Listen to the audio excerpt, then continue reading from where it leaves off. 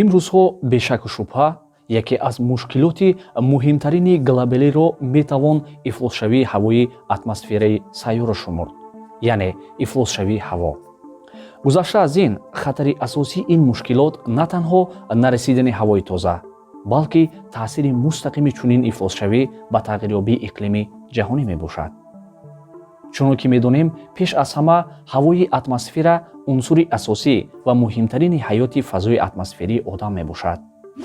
ба меъёри стандартӣ дар давоми як рӯз як шахс метавонад қариб 15 метри кубиро нафас гирад ва дар иваз қариб 600 литр гази карбон хориҷ менамояд. ифлосшавии ҳаво ҳангоми ба замин атмосфераи замин, яъне ворид шудани миқдори аз ҳад зиёди моддаҳои ғализ, аз ҷумла газҳо мебошад, ки аз қабили гази карбон, оксиди карбон, дуоксиди сулфур, оксидҳои нитроген, метан ва хлорфуртокарбон, яъне зарраҳо, ин зарраҳои органикӣ ва ҳам ғайриорганикӣ ва молекулаҳои биологӣ ба амал меояд. он метавонад боиси бемории аллергия, ҳатто марг дар одамон гардад. он инчунин метавонад ба дигар организмҳои зинда аз қабили ҳайвонот, зироат ва зироатҳои ғизоӣ таъсири худро расонад. ба экосистемаи табиӣ, яъне экосистемаи сунъии табиӣ, яъне муҳити зист низ зарар мерасонад. ифлосшавии ҳаво метавонад ҳам ба фаъолияти инсон ва ҳам равандҳои табиӣ ба вуҷуд ояд. то имрӯз тақрибан 90% тамоми аҳолии сайёра аз ҳавои дорои сатҳи баланди ифлосшавӣ нафас мегиранд, ки аз меъёри муқарраркардашудаи иҷозатдодашуда зиёд мебошад. ва Созмони Милали Муттаҳид кайҳо боз масъалаҳои олудашавии ҳаворо ҳамчун таҳдиди асосӣ ба саломатӣ на танҳо башарият, балки тамоми кураи замин эътироф кардааст. маҳз ифлосшавии ҳаво ҳар сол миллионҳо одамонро мекушад ва ба тамоми фазои атроф зарар мерасонад. вақтҳои ахир ин мушкилот ҷои худро ба мушкилоти пандемия гузошт, аммо ин аҳамияти худро гум накардааст. тадқиқотҳои охирӣ нишон медиҳад, ки ҳар сол қариб 7 миллион нафар аз оқибати чунин мемиранд, яъне аз оқибати ифлосшавии ҳавои атмосфера мемиранд. дар маҷмӯъ тадқиқотҳои коршиносон дар бораи сабабҳо ва манбаъҳои ифлосшавии ҳаво, яъне ба хулосаҳои зерин меоянд. бо диққат бошед. сӯхтани сӯзишворӣ истихроҷшуда, яъне диоксиди сулфур, ки ҳангоми сӯзонидани сӯзишворӣ истихроҷшаванда аз қабили ангишт, нафт ва дигар сӯзишвории саноатӣ хориҷ мешавад, яке аз сабабҳои асосии ифлосшавии ҳаво мебошад.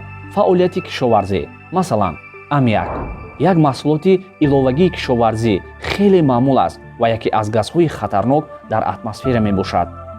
дар хоҷагии қишлоқ истифодаи инсектисидҳо, яъне доруҳои заҳрнок ва нуриҳои минералӣ хеле афзудааст.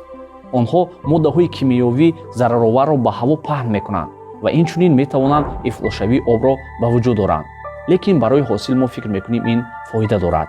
партобҳои заводҳо ва корхонаҳои саноатӣ, саноати истеҳсолӣ миқдори зиёди оксиди карбон, карбогидратҳо, пайвастагиҳои органикӣ ва кимиёвиро аз ҳад зиёд ба ҳаво мебарорад ва ба ин васила сифати ҳаворо паст мекунад. дар ҳар гӯшаи канори кураи замин корхонаҳои саноатӣ вом мехӯранд ва ягон ноҳияе нест, ки аз инҳо зарар надида бошад.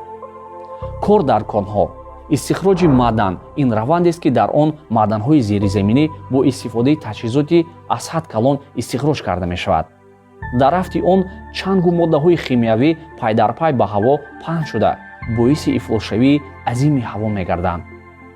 яке аз сабабҳои бад шудани аҳволи саломатии меҳнаткашон ва сокинони шаҳр ҳам ҳамин мебошад. дигар масъала ифлосшавии ҳавои дохили биноҳо.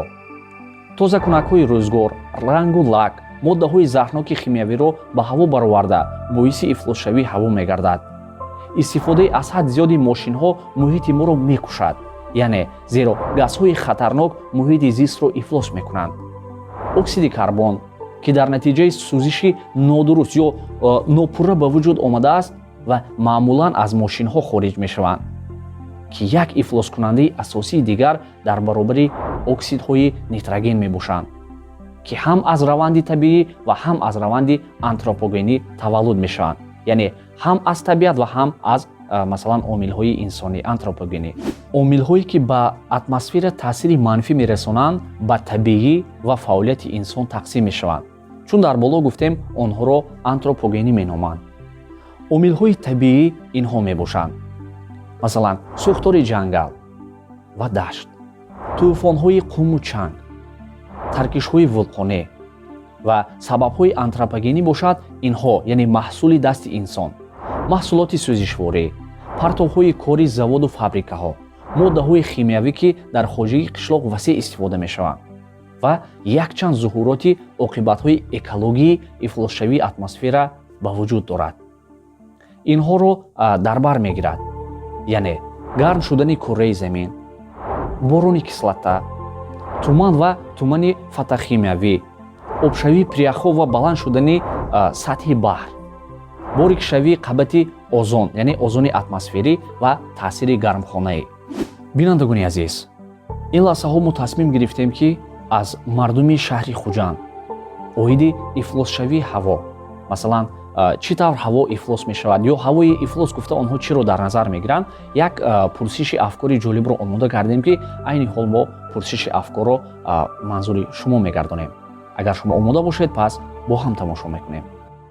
омилҳои баъз шудани ҳавои шаҳр ин албатта чӣ хеле ки мана даҳмаго маълум аст, рӯз аз рӯз миқдори техникаҳо зиёд шудааст. албатта ин вақте ки техника зиёд мешавад, албатта аз худаш ягон хел сӯзишворӣ истифода мебарад ва вақти сӯзишворӣ истифода буд ҳатман ягон чиро хориҷ мекунад.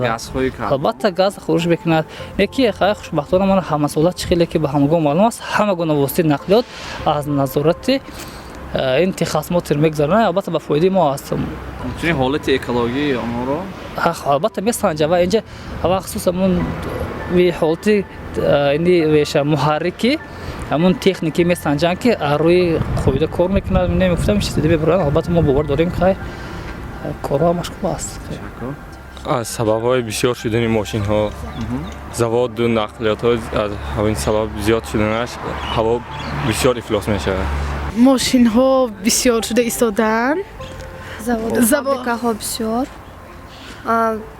аз сабаби он ҳаво ифлос мешавад. партофтани партовҳо дар кӯчаҳо, сӯзишворӣ газу нефти аз мошинҳои нақлиётӣ, чигам бои сӯхтани ҷангалу биноҳо. анакнун биёед як фикру андешаҳои мутахассиси ҳамин соҳа, яъне мутахассисе ки оиди ифлосшавии ҳаво маълумотҳои бениҳоят ҷолиб доранд, андешаи ин нафарро низ бо ҳам мебинем. коршиноси мо Аскар Абдувалиев мебошанд. агар шумо омода бошед, пас фикру андешаҳои коршиноси барномаро пешкашатон мегардонем. сифати ҳавои тоҷикистон ҳар хела ҳай. дар шаҳристон ҳаво дигар хел, дар хуҷанд дигар хел. ин вобаста ҳамон ки чанд манбаҳои ихроҷи заровар ба ҳавои атмосфера дар вилоят ё дар ин ҷои республика анимо ҳастанд. агар рӯи статистика гирим, агар ихроҷи моддаҳои заровар ба ҳавои атмосфера зиёд шудааст. статистикаи мо, гифтагиҳомо дар мобайни 10 соли охир нишон медиҳад ки моддаҳои заровар ба ҳавои атмосфера зиёд шудааст. моддаҳои заровар аз ду қисм иборат. якумаш газ, дуюмаш моддаҳои сахт. пеш ҳар якта корхонае ки мепатофт моддаҳои заровар ба атмосфера, ташхисоти махсус шуданаш дар кор буд ки ҳамун чанга меқапед ё ҳамун газа меқапед. агар ҳозир мо нигоҳ кунем, агар қапидани газе ки тоза кардани ҳаво, ҳамун газҳо ки сабаби кори саноат мебарад, ҳозир қапиданаш қаин, чунки вай ҷо маблағи калона ҳисоб мекунад. лекин қапидани моддаҳои сахт бисёр таҷҳизо ҳай ки байо кор кунад. агар ҳамун партофтани ба ҳавои атмосфера моддаҳои сахт наверно 70-80 то 90% кам карданаш мумкин. моддаҳои сахт ин чанг ки ҳар хеле мешавад.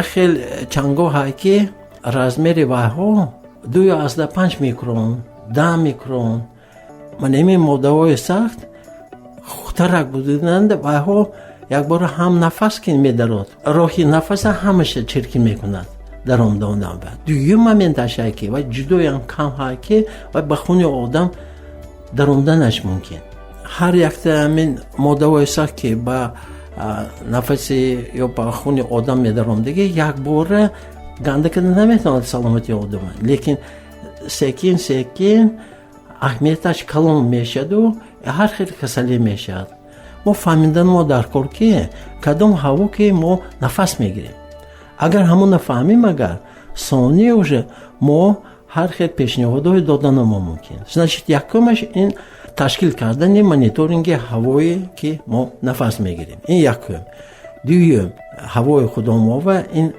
шинондани дарахт агар дарахт бисёр бошад агар ва на фақат оксиди углекислый газа вай мекунаду кислорода сад метиҳад лекин вай чангам медорад барои ҳамон аҳамияти калон додан дар кор ки шаҳр обод шавад и дарахтҳои бисёр шинондан дар кор бинандагони азиз тавре ки гуфтем ҳавои ифлос ба саломатии инсон таъсири манфӣ мерасонад барои муҳофизат кардани худ ва наздиконатон аз ҳавои ифлос пеш аз кӯча баромадан бо истифода аз вебсайти iQuer.com ҳолати ҳаворо шумо тафтиш кунед ки дар экрани шумо баромадааст ҳамчунин дар бораи вазъи на танҳо ҳаво балки экологияи шаҳри хуҷанди мо метавонед аз сомонаи YGP.tg маълумот гиред мо наметавонем худро аз ифлосии ҳавои заҳролуд муҳофизат кунем яъне комилан аммо хеле имконпазир аст ки аз консентратсияи ифлосиҳоро дар ҳавое ки мо аз он нафас мекашем яъне дар хона дар ҷои кор ва дар мошин кам карда ба ин васила таъсири зарарнокии онҳоро ба организми худ кам кунем инҳоянд якчанд маслиҳат оид ба гуфтаҳои болозикршуда якум хонаро дуруст бояд бод диҳед яъне шамол диҳед дигар гулҳои дарунӣ яъне дохили тубакҳо гулҳо шинонед дигар аз асбобҳои тозакунакҳои ҳаво истифода баред яъне ин асбобҳои тозакунанда чорум баъзан ҳамроҳи оила яъне аъзои оилаи худ аз шаҳр берун равед ва панҷум ин нӯшокиҳои дурустро интихоб кунед ҳар рӯз чойи сабзи нави сенчаро 2 ё 3 пиёла бинӯшед ва дигар пешниҳод ин баданро тоза кунед давра ба давра баданро бо истифода аз гиёҳҳои шифобахш доруҳои нарм ки метавонад токсинҳоро чун дар боло гуфтем яъне токсинҳо ва заҳрҳо яъне маҳсулотҳои пӯсида ва металлҳои вазнро хориҷ кунанд тоза кунед сокинони шаҳри хуҷандамон агар бо риояи ҳамаи тавсияҳое ки мо дар боло гуфта гузаштем истифода кунанд риоя кунанд метавонанд ҳадди ақал каме ҳам бошад организми худ ва аъзои оиларо аз амин ҳавои бади атмосфера эмин нигоҳ доранд бинандагони азиз дар охир гуфтаниам ки худ аъзои оила ва муҳити атроф яъне экологияро ҳифз ва эҳтиёт кунед